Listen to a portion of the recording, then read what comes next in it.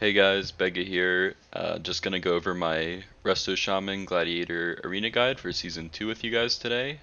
So thanks for tuning in, and just a little bit about me. I am a 2600 Resto Shaman in Shadowlands Season 1 after it being my first time playing Resto Shaman, and I enjoy the class a lot, so I think I'm going to keep going with it going forward. And from what I learned over the first season, I'm going to help you guys out with a guide here today. I'm definitely not the best Resto Shaman. As I said, I made it to just over 2600, so not rank 1 or anything like that. But I think I have some insights that can help people get their Gladiator title or Duelist or whatever they're trying to accomplish this season. So without further ado, I'm going to jump right into the guide. And starting with races, I think the best race for Horde is going to be Orc, and the reason for that is just the stun DR is very strong. Not being in stuns as much as possible is very strong. And I think it's just overall the best race for basically every class that can play Orc. And then for Alliance, I think it's a pretty much even split between Dwarf and Dark Iron Dwarf. People might tell you one way or the other, but they're very similar. They both just remove a set of status effects, so with one giving physical damage reduction and one giving main stat when you hit it. So I think you can really go either way there. I don't think it matters too much, whichever one you think looks cooler. And then as far as the other races, I would say for the most part, most of them, like your Taurens, your Goblins, Draenei, that kind of thing, are mostly pretty similar. And the only two I would never play would be Pandaren and Valkyra. And the reason for that is the Pandaren, their Quaking Palm just it DRs your Hex, which is obviously very bad. I don't think it's worth DRing your Hex for the quick stop, especially because it's melee range and it's broken by damage. So that would be why for that one. And then for both the Pandaren and the Valkyra, being a furry is obviously trash tier, so we're just not going to play either of those races. And then moving on, I want to talk about gearing next.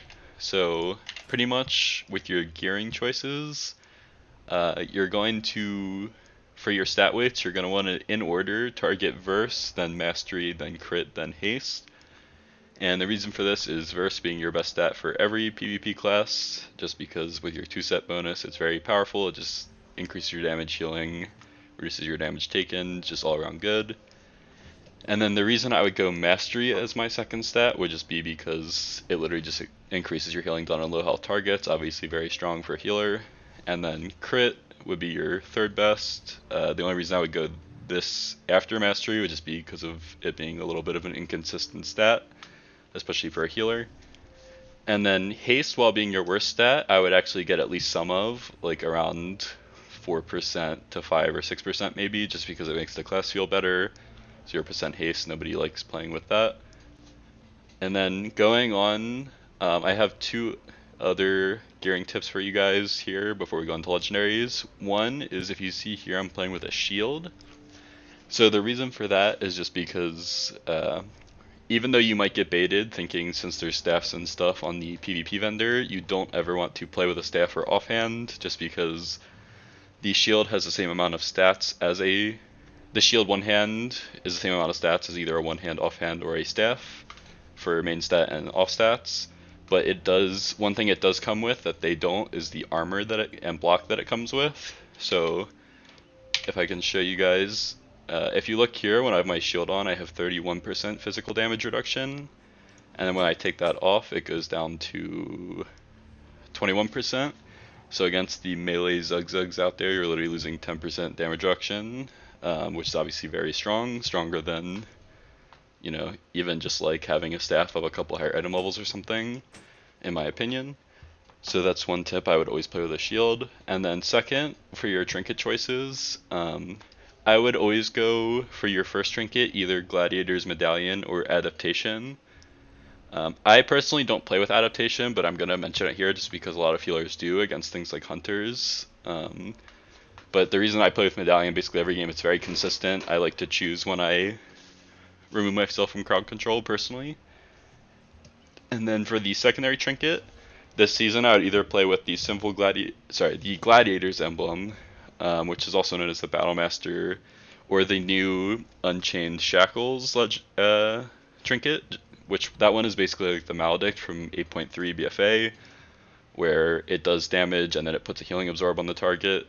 Although it does slow yourself, I don't think that's a big deal.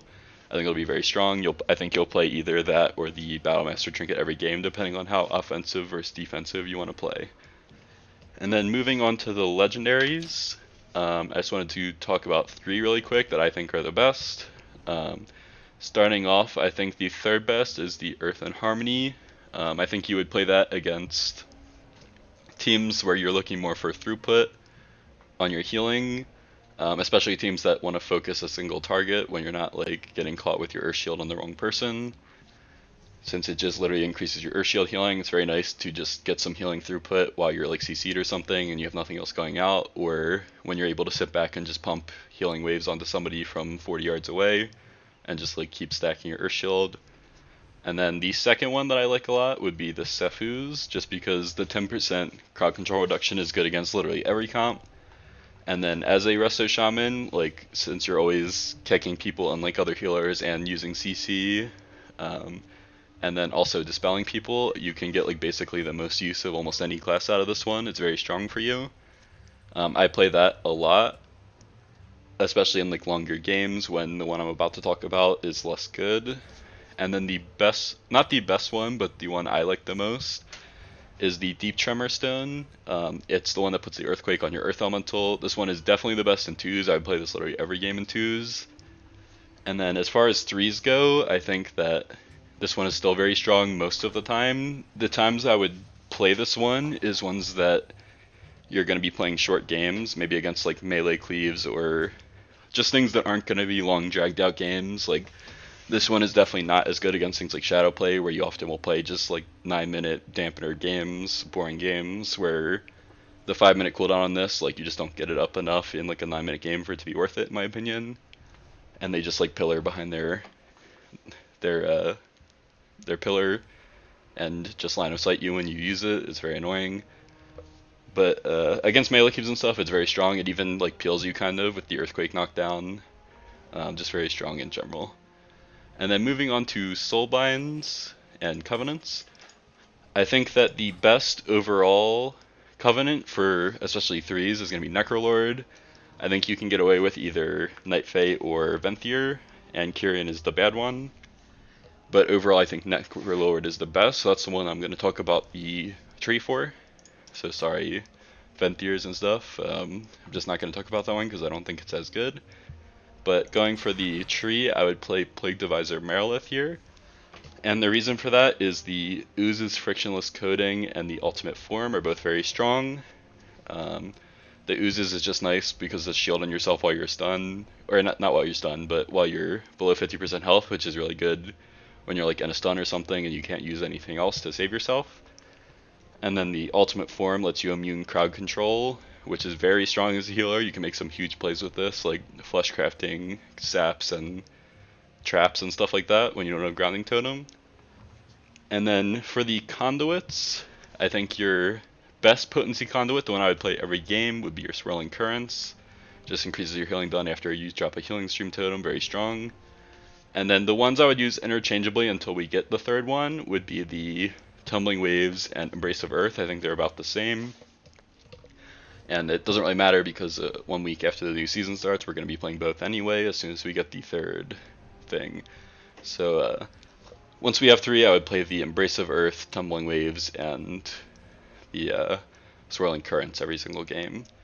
And then until then, I would play this as my Endurance Conduit. It's just very strong. It's like a rallying cry from Warrior every time you use your Earth Elemental.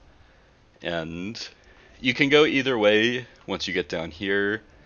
These are the 2 that I would play, whichever one you prefer. Either the Healing Surge effectiveness on yourself, or this one's good against like locks and stuff for the reduced Tremor Totem cooldown and then Capacitor cooldown and stuff as well.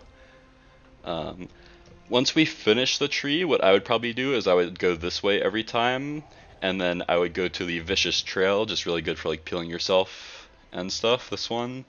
And then go down the Endurance and just throw this one from here down to there instead to finish out the tree. So not much else more to say about that. And then moving on to talents for the last part of the guide here. So pretty much what we're going to play every time in the first row is going to be the Unleashed Life. I think it's the only one that's worth playing in this row. I would personally not play anything else. It's very strong as an instant cast ability.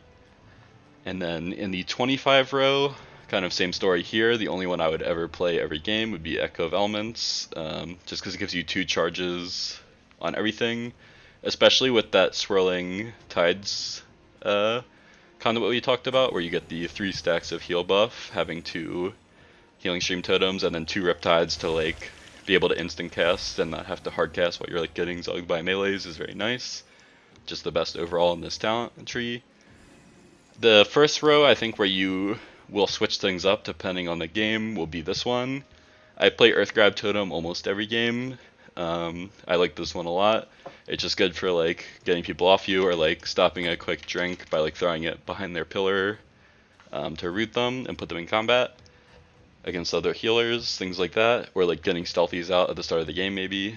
The only other one I would play in this row would be the Spirit Wolf talent, and that's the one that just gives you increased move speed and damage reduction in Ghost Wolf. That one's very strong against like melee cleaves training you, or if you already have like root classes on your team that you don't want to mess up their DR, like a Boomkin or something. That would be the times I would play Spirit Wolf. And then going on to the 35 row, in my opinion, this is another one tree row. I would play Earth and Wall Totem every game. It's very consistent. It's just a nice 1 minute CD to trade. It's very strong, especially against like melee classes like Windwalker and stuff, where it just absorbs damage from every attack. Pretty strong. You just have to get your teammates to stand in it, which can be hard sometimes, but with some communication, very strong. The next row, I think, is another one where you can go 2 different talents here again, and that's going to be the one I would play with most games would be Nature's Guardian. Similar to the Ooze's Frictionless Coating, it just procs when you get to low health here, and this one heals yourself for 20%. Pretty good. The one I would play this against, the Graceful Spirit, is either, if we're playing Ancestral Gift, it can be good to take sometimes, which we'll talk about. Or against Priests, I like to play this, just because I'm scared of getting my Nature's Guardian procs while I have Mind Games on me. So I'll play this against the Priests a lot. Or just in general, if you're feeling like confident and you just really don't think you'll get switched to, this one is better than Nature's Guardian, because Nature's Guardian is only useful if they're attacking you. And then the last 2 rows I think are again 1 talent choice rows. Flash FUD is mainly honestly just because the other 2 are so bad that this one becomes the best, even though you don't hardcast much as a shaman. It's just the best one in this row, not much to talk about. And then as far as Ascendance, for the opposite reason, this one is just so strong that I would play this just every single game. It's pretty much your strongest healing cooldown to trade. It's just overall good as like a 1-tap heal and then a healing increase for a short amount of time. Not much to say about that one either. Now the interesting part where you actually get to choose different stuff a lot for Resto Shaman is going to be in your PvP talents. And starting off, I'm just going to talk about the ones that are actually worth taking. I take Sky Fury a lot of games. It depends what comp you're playing. When you're playing Caster Cleaves, something like Outplay or Shadow Play or something, I would take Sky Fury pretty much every game, just because it's a nice both healing and damage throughput for your casters on your team. So very strong for like when your Boomkin like root beams the healer, you throw it on the Sky Fury and you make a go in their team, stuff like that. Counter-Strike, I've memed around with this. I don't think it's very good, especially the higher rating you go, because people just instantly kill it. But you can definitely like meme on some 1800 ret Zugzuggers who pop wings and one-shot themselves with it, so it can be funny, but I would not personally take it, especially the higher rating you go.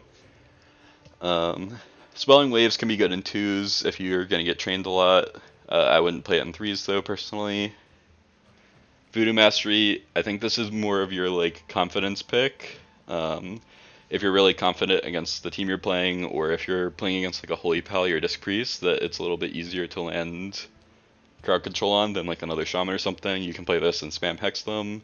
Or like you can use it to like spam hex like a Windwalker or something that's like meleeing your team down, that kind of thing. Electrocute is garbage. I would never take that. Grounding Totem, I play this one basically every game. This is my most played talent, I would say. The only time I would not play Grounding Totem is against teams where there's not much to ground, like maybe something like a Resto Druid double melee team or something like that. But I play this pretty much every game where there's at least one caster on the other team. And even sometimes against some other melees like Rets and stuff, this can even be useful. But I play this most games. This is my go-to talent for the most part. Tidebringer can be very strong for just healing throughput, especially if you're not as worried about losing on mana, since healing or chain heal is a little bit mana efficient, but it heals a lot with this talent. I usually play this if I'm like scared of just losing through like throughput on like a melee cleave versus melee cleave matchup, stuff like that. Just for like overall good team healing, especially if you're able to sit in the back and just like hard cast. Spectral Recovery I don't think is worth taking after the nerfs in BFA. Not going to talk much about that one. Same with, I think Cleansing Waters could maybe be good against like Boomkin Ellie or something, but I don't really take this one.